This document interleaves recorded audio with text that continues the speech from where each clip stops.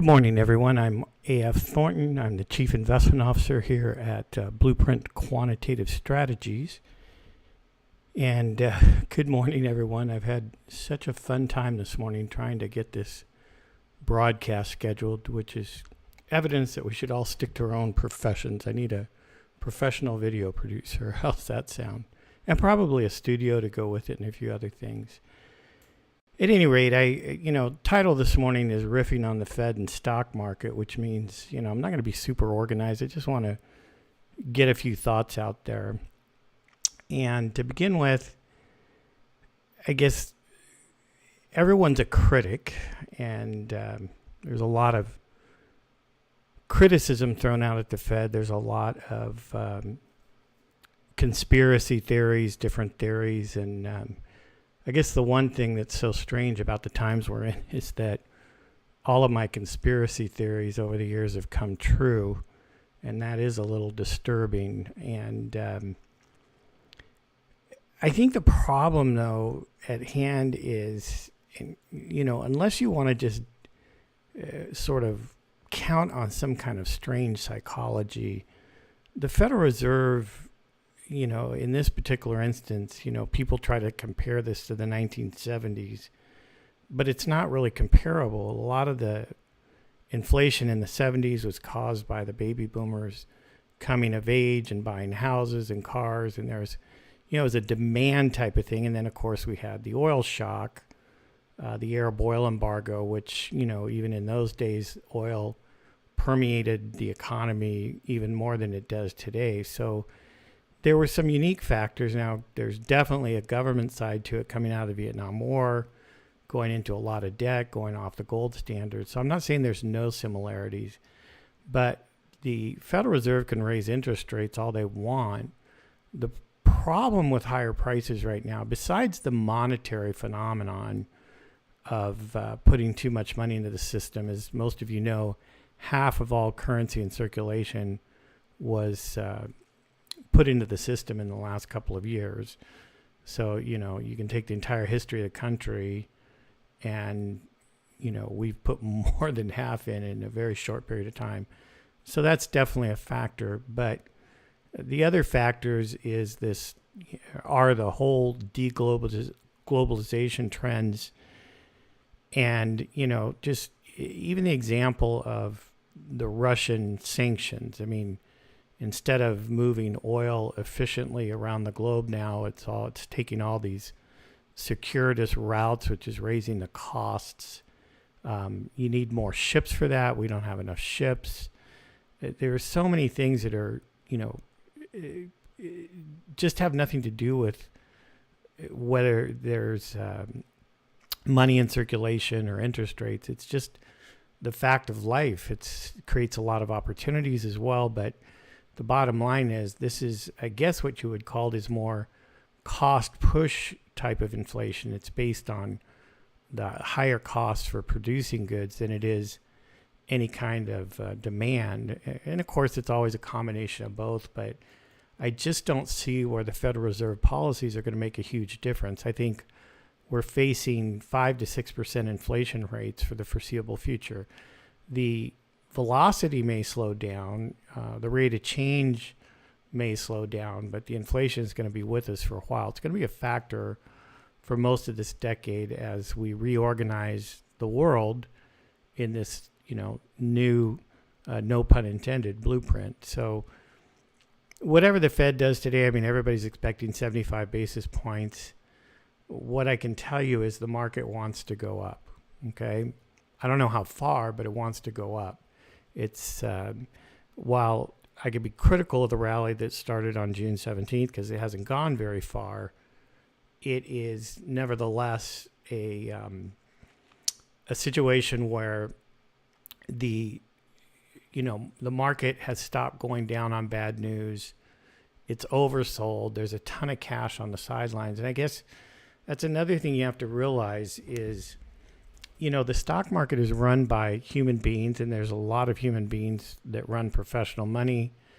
And being human, they're not so much stuck to what the economy is doing or what interest rates are doing.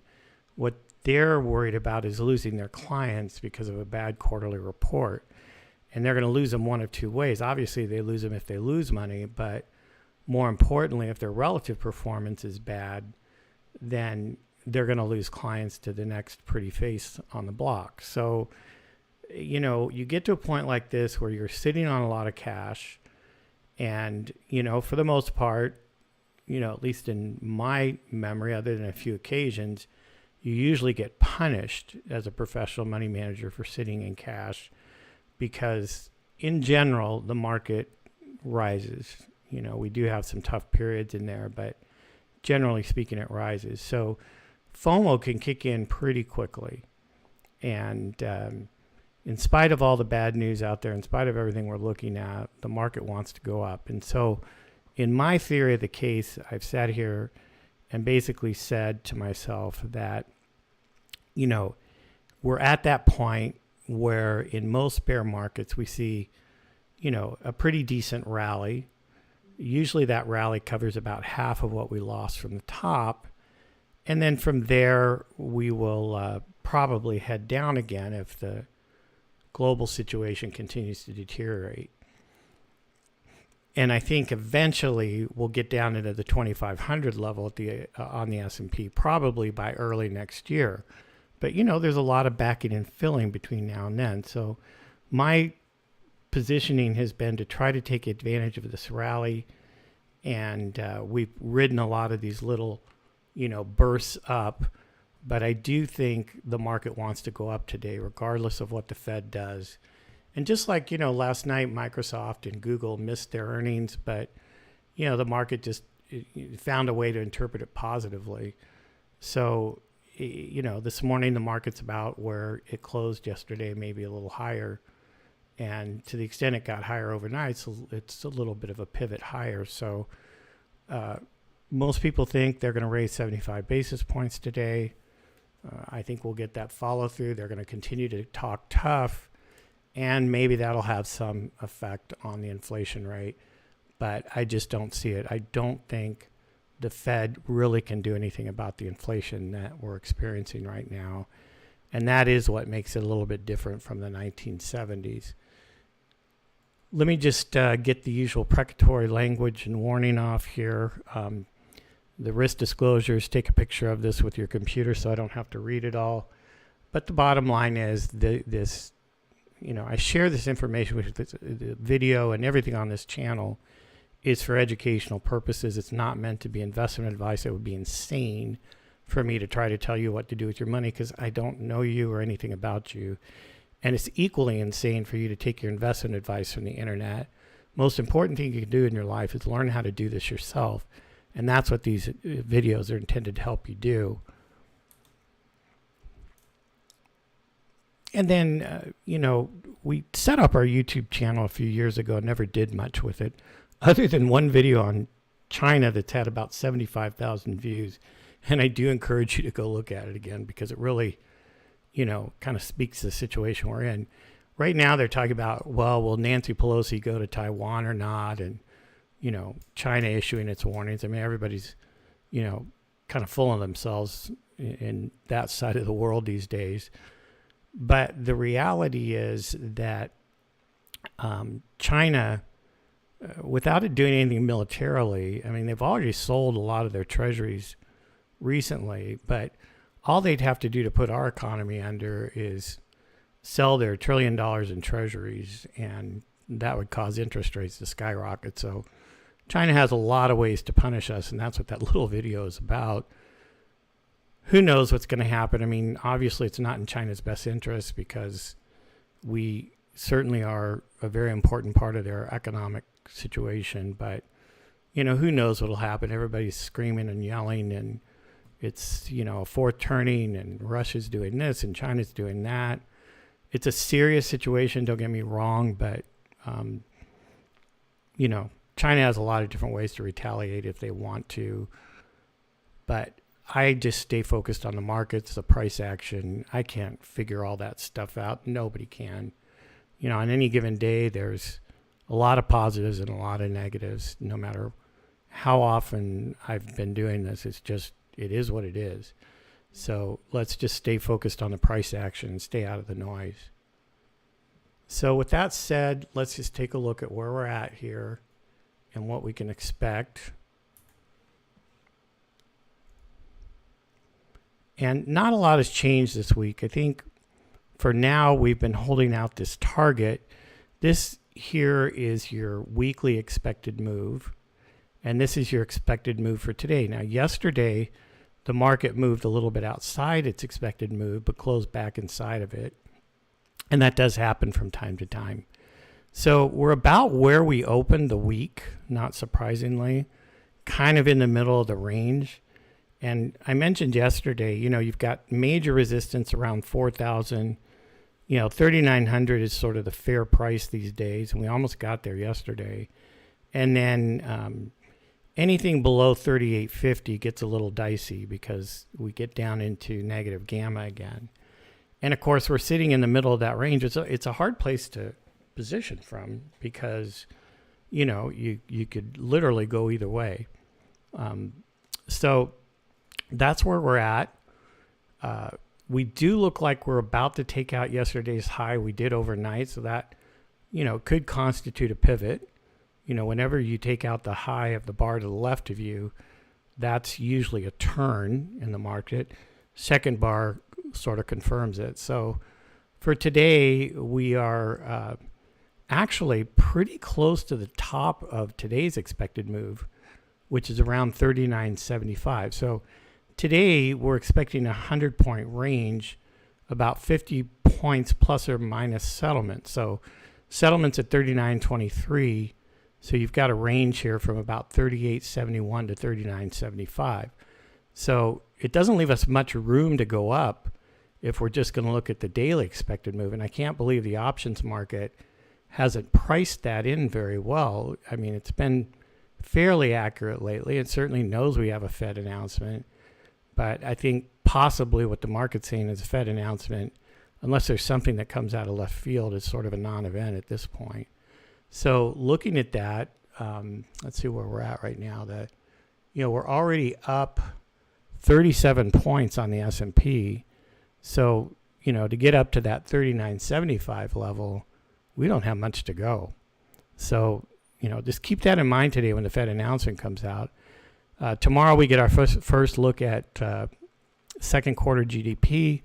I think there's a pretty good chance it's going to be negative, or the Biden administration wouldn't be trying to redefine what a recession is. I mean, let's face it, these guys redefined what vaccines were last year. They've redefined what a woman is. I mean, I don't know. I guess when things are inconvenient, they just redefine them. So use this expected move as a guide. Now, remember, these expected moves deal with the close, not the open. So, again, we can bump outside the expected move intraday, but by the close, market makers and dealers have a lot to lose if we don't close back inside this range. And that's why I call these my sandboxes. Like, this is my sandbox for today. For the week, this is my sandbox for today. A lot more volatility than we've had the last few days. So my prediction is we're going to go higher, and we're eventually going to go up to the top of the weekly expected move, which is where, we've been talking about all week. X marks the spot. And why does X mark the spot? Well, that's where the bear channel comes down. That's the top of your expected move. You've got, some of your supply and demand levels there. There's the monthly 5 EMA. That's about the only thing I really pay attention to on the monthly charts. Otherwise, they're kind of pointless in the day trading and even the swing trading environment. But we also have support from the 5-week EMA, which is where we bounced yesterday. And then if we bring in our, daytime frame moving averages, you've got support from the 50, the 21, and the 5 all sitting underneath this price action. But you also have resistance up here from the 89 and, like I said, the 5 month. So that's something to pay attention to.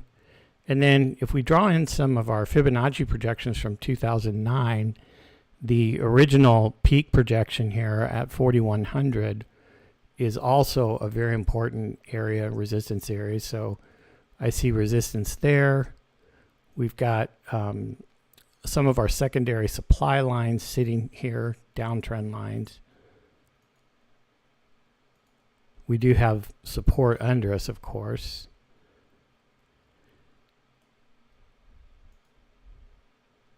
$41.80 is kind of our highest volume hurdle overhead. But we also have support under us at around 39.10, which is kind of the area we were exploring yesterday. So the point is we have a lot of support here underneath, and we've got major resistance up here. So, and just based on how the market's been behaving, my prediction is we get up here to 40.70 by the end of the week, and that's pretty much how I would be positioning, although we're in cash right now. We rode this up. Actually, we rode this in the trading room and even in the swing trading, but we rode this rally, we rode this rally, and we rode this one and got out on Friday. So go over to our website. That's blueprintquantitative.com. There's no E in blueprints, just BLU. Or you could look at blueprinttrading.com and go to the blog, and you can see every trade we've been doing, every position we've been doing, and our clients have made a lot of money and done very, very well. So there's a lot of good information over there to hopefully help guide you as we go through this crazy period we're in. So for now, I think that's the basic strategy. We'll see, hopefully no surprises from the Fed today. I expect their forward guidance to be extremely negative. That's, pretty much their job. They have to talk the market down. They don't want the market to go up, or at least not very much. They're trying to engineer an orderly decline. But like I said, if you look at past bear markets, I think sometimes it pays to put them up. So I've drawn a couple of them to scale. Here's the 2000 to 2003 bear market. Let me just get these pieces out of the way. And you can see right about this time in that market, we did about a 50% retracement of that bear. So, it's not unprecedented to have a pretty decent rally in here. And same in, if we go back to the 2008, 2009 bear, actually we got a rally right here.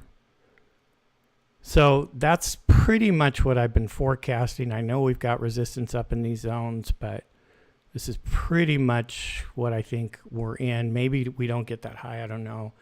But I think we at least get up to this 4,100 level, and possibly we could go as high as 4,180.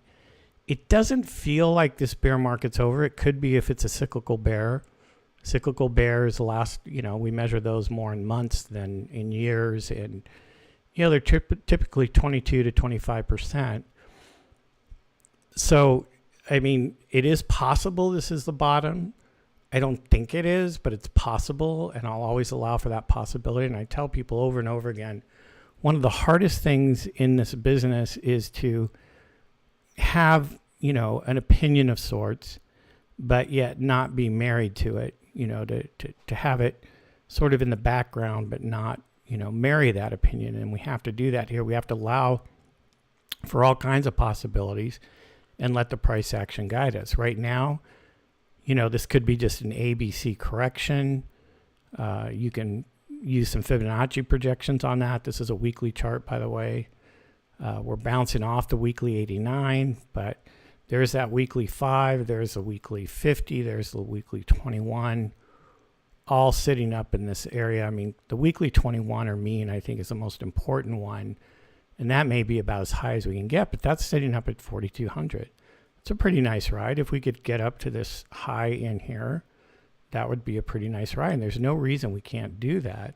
If you even take a Fibonacci projection at that level, we could easily see a move up into that range.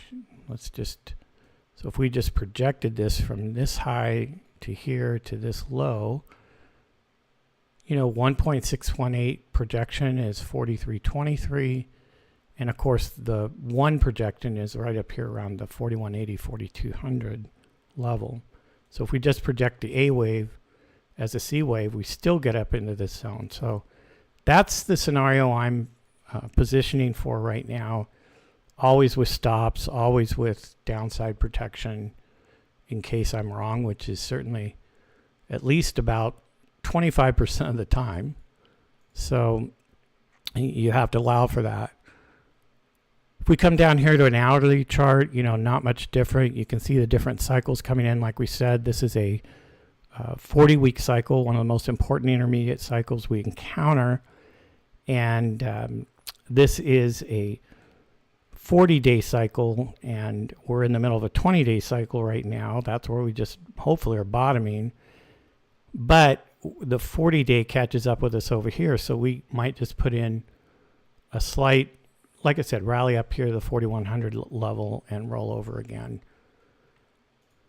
So that's what I see. And just keep in mind that when you look at the other indexes, the NASDAQ, the Russell, all of those indexes have corrected 50%, which is more than enough for any bear.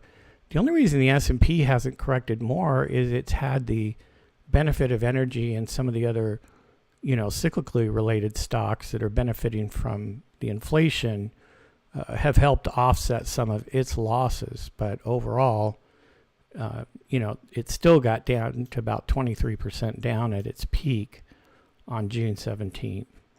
So let's just, ride this next wave up. I think we'll get up into this X marks the spot zone, maybe a little bit higher. Certainly to 30, I'd say about 30 or 40.70 by the end of the week, right here, about 40.70. Maybe a little bit higher, but at least by this week. And then we'll see what next week brings. So again, thanks for joining us here. If you like this content, please hit the like button. Give us a thumbs up. Please consider joining the channel, signing up for the notifications, and go over to blueprinttrading.com and check out some of the things we had to offer over there. I'll probably do some live trading sessions on YouTube next week and maybe make that a regular part of what we do. We do have a trading room. We do that on Tuesdays and Thursdays. Again, we've been doing that for about 3 weeks. We've yet to have a losing session. So we do pretty well over there. Consider joining that as well. So anyway, have a great day. Have a great trading day. Let's see what the Fed has to offer for us. We'll continue to monitor. Sometimes my wife calls me the doom scroller, but we'll continue to monitor all the doom and gloom out there and just see how it all shakes out. Bye-bye.